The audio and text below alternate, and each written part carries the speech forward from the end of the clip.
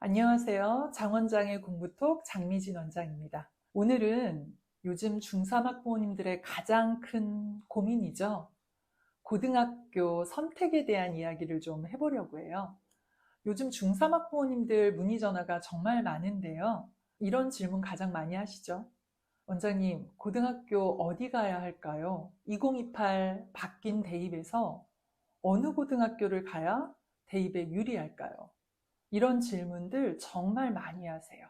그런데 결론부터 말씀드리면 고등학교 선택이 대입 합격을 절대로 보장하지 않습니다.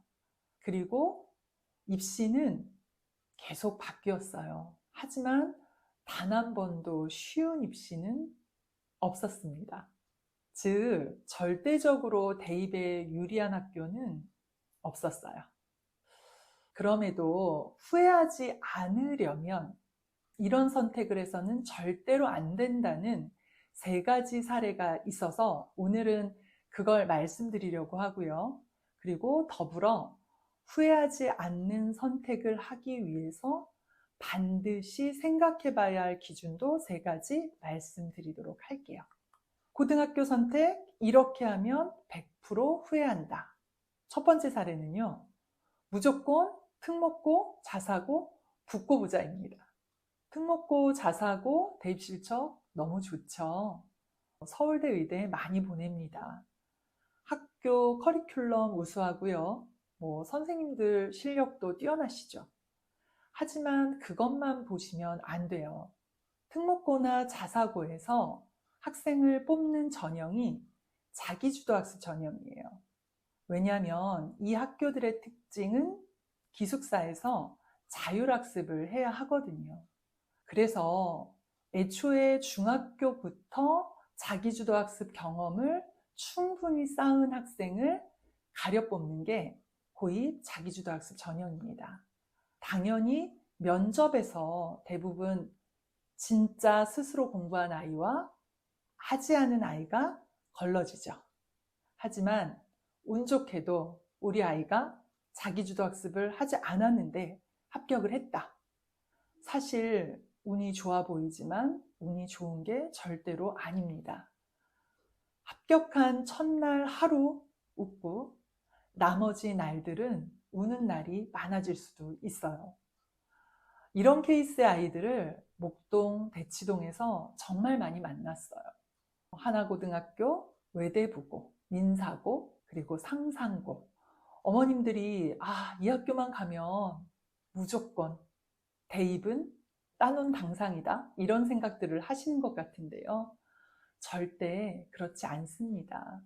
우리 아이가 스스로 공부할 힘을 충분히 갖추고 있고 또 성적도 된다면 당연히 보내시는 게 좋죠. 하지만 자기주도학습이 되지 않는 아이라면 다시 한번 고려를 해보시는 걸 강력히 말씀드리고 싶습니다. 고등학교 선택, 이렇게 하면 후회한다. 두 번째 사례는요. 이제 특목자사가 아니면 주변의 일반고 중에서 고민을 하시죠. 그리고 대부분의 학부모님이 보내고 싶은 학교는 일반고 중에서도 무조건 입시 실적이 좋고 공부 분위기가 좋은 학교를 권유하시는 경우가 많아요. 하지만 이런 경우 대부분 후회하고 원망을 듣게 됩니다. 보통 이런 선택을 하시는 부모님들은 아이가 공부를 열심히 하지 않아서 그래도 학교 분위기라도 좋은 데 가면 덩달아 분위기 타서 공부하지 않을까, 이런 부모님의 기대가 반영된 선택일 거예요. 하지만 분위기가 아무리 좋아도 우리 아이가 그 분위기에 움직이지 않을 수도 있어요. 게다가 이런 학교는 내신 경쟁이 당연히 치열하죠. 첫 시험에서 보통 멘탈이 약한 아이들은 그대로 무너져서 내신 공부를 포기할 수도 있어요. 이 학교를 추천할 때는 우리 아이가 멘탈이 강한 아이인지, 그리고 실패를 마주했을 때 다시 일어설 수 있는 힘, 회복 탄력성이라고 하죠. 그게 높은 아이인지를 잘 살펴보셔야 합니다. 고등학교 선택 이렇게 하면 100% 후회한다. 세 번째 사례는요. 두 번째 사례와 반대 사례인데요. 무조건 내신 따기 쉬운 학교를 부모님이 권유한 케이스입니다. 보통 이런 경우는 큰 아이를 일반고 내신 경쟁이 치열한 학교에 보냈다가 대입에 실패한 경우, 둘째는 내신이 쉬운 학교로 보내려고 하는 선택을 하게 됩니다. 그런데 우리 아이가 아무리 중학교 때 상위권이었다고 해도, 내신 시험이 아무리 쉬운 학교를 간다고 해도 거기서 무조건 1등급 안에 들어간다는 보장은 없어요. 생각보다 많은 아이들이 쉬운 내신을 노리고 그 학교에 들어가지만 만만하게 보다가 1등급을 놓치는 경우가 많습니다. 그리고 또 하나는 내신 시험이 쉽다면 아이들은 또 그 쉬운 시험에 맞춰서 시험을 준비하게 되겠죠. 당연히 이런 아이들은 수능에서 경쟁력이 약해질 수밖에 없어요. 수시 1차를 합격했는데 최저 기준에 통과하지 못해서 불합격하는 사례가 생각보다 많습니다. 그러니 무조건 내신이 쉬운 학교를 선택하는 것도 정답은 아닙니다.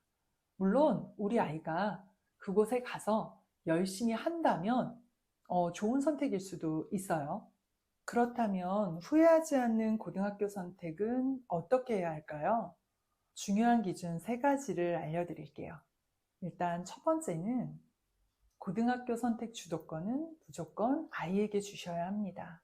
고등학교에 입학하는 순간부터 우리 아이는 매번 선택을 경험하게 될 거예요.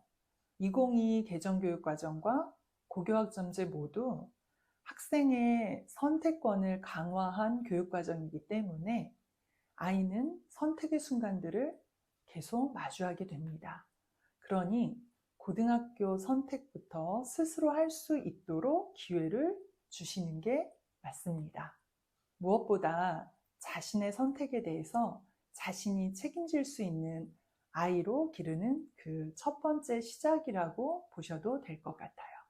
두 번째는 입시 실적보다는 우리 아이에게, 우리 아이 유형에 맞는 학교인가를 살펴보세요.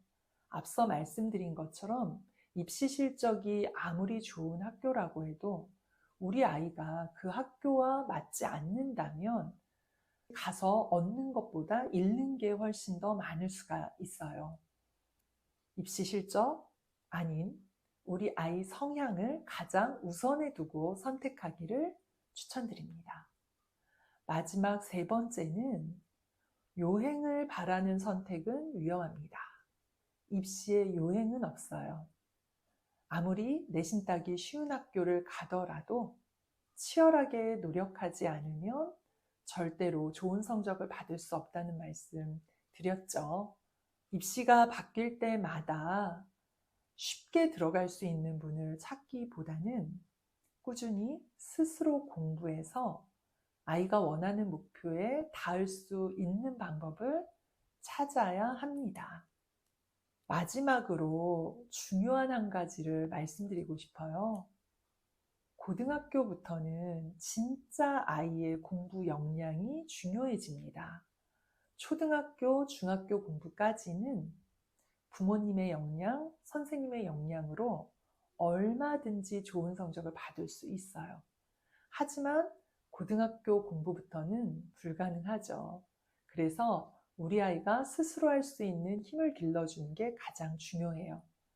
지금 고등학교 선행을 하는 것 물론 필요하겠죠. 하지만 그보다 중요한 건 고등학교에 가서 스스로 잘할 수 있는 공부 역량을 길러주는 게 가장 중요하다는 걸 절대로 잊지 않으셨으면 좋겠습니다.